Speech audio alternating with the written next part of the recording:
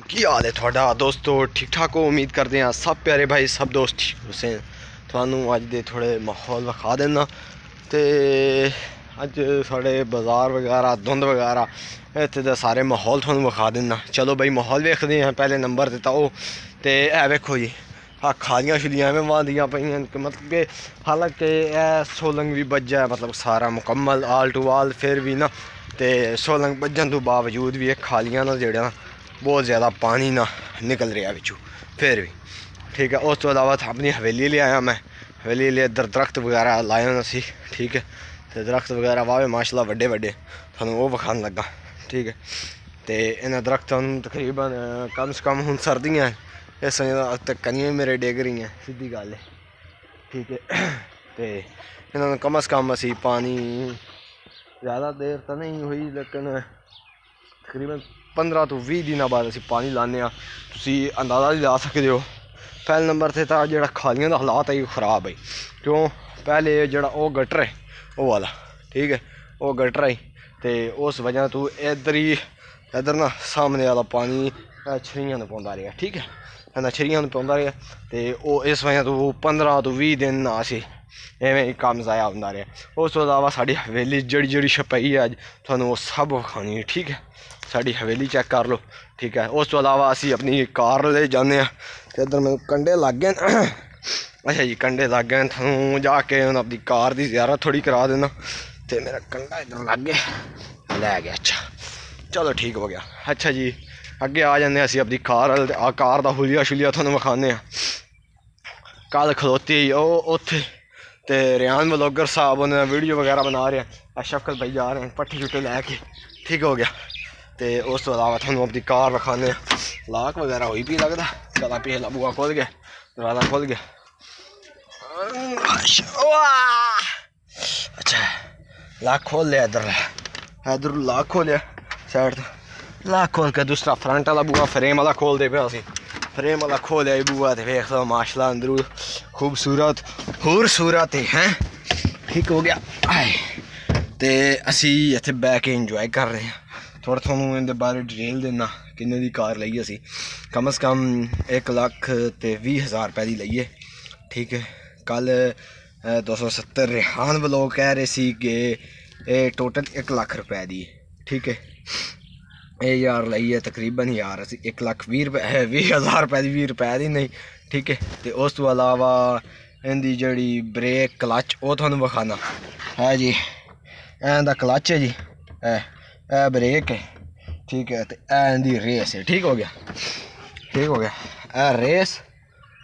Race break and clutch इनका जी frame है ठीक हो गया।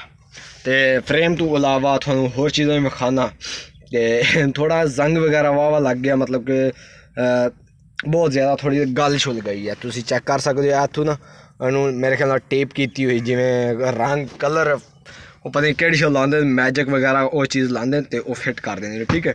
उस तो अलावा गेयर की गल करिए तो गेयर इनका चेक कर सकते हो तुसी गेयर चेक कर लो ठीक है।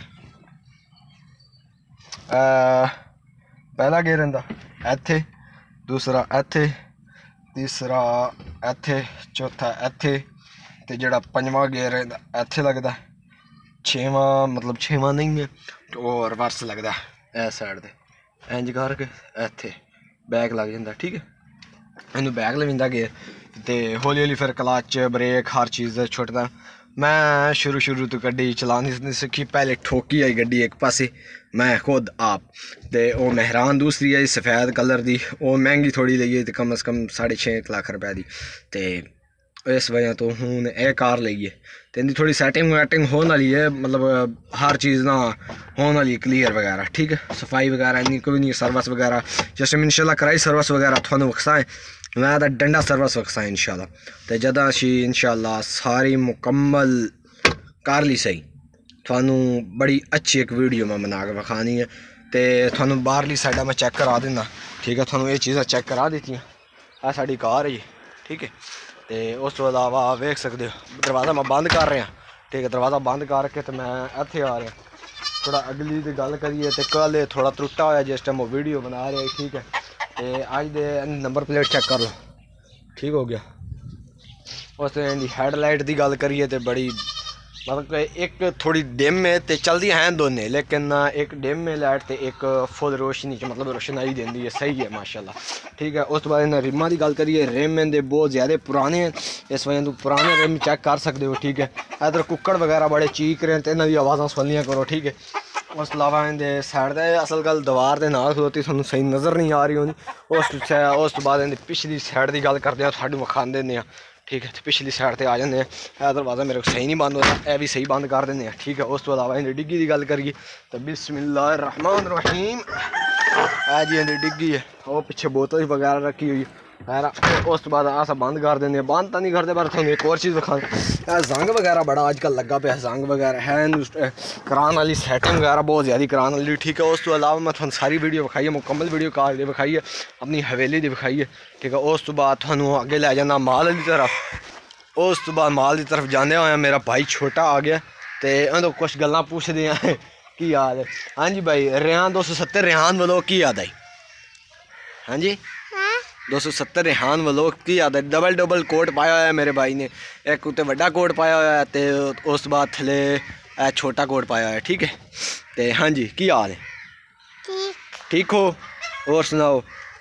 मैं तेरा जल्द ही इंशाल्लाह चैनल क्रिएट करना है, इंशाल्लाह तेरा भी चैनल इंशाल्लाह बनाने हैं लैपटॉप पे।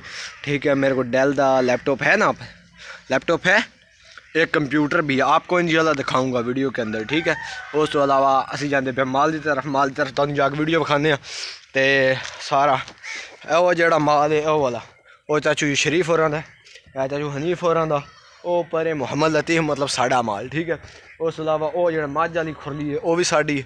ठीक है, उस अलावा थानू चाचू हबीब अली गां की तरफ करते हैं, चाचू हबीब अली गां दी। ठीक है, दो बच्ची ते गां। ठीक है, उस तो अलावा थानू विखाने चाचू असलम की दुकान, चाचू असलम दी दूसरा गां। ठीक है, वो विखा दें, चाचू असलम की गां है जी। ठीक है, उस अलावा जी साड़ी निक्की कट्टी है, सुबह के इस टाइम तकरीबन 10 बज चुके हैं तो हजे तक छुट्टी मारती है, दुध शुद्ध पी लिया अपनी माँ का। ठीक है, माँ का दुध शुद्ध पी के तो हुण वेली लगी मांदी तो हुण असी बन दें इस वजह तो। चलो ठीक हो गया, खुदा हाफिज़ यार, अज की वीडियो इतने कर दी एंड कर दें, खुदा हाफिज़।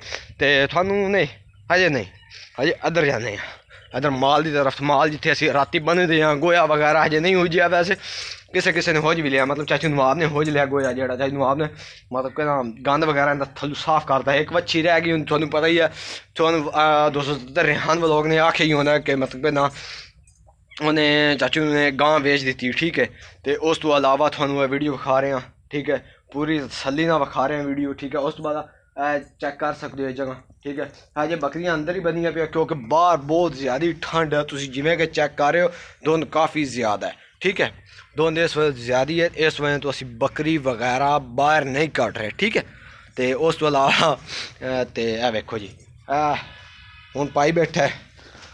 ठीक है, तो ये हूँ हाथ विच पाई बैठा है। ठीक हो गया इंशाल्लाह, खुदा हाफिज़, मिलते हैं इंशाल्लाह अगली वीडियो के अंदर।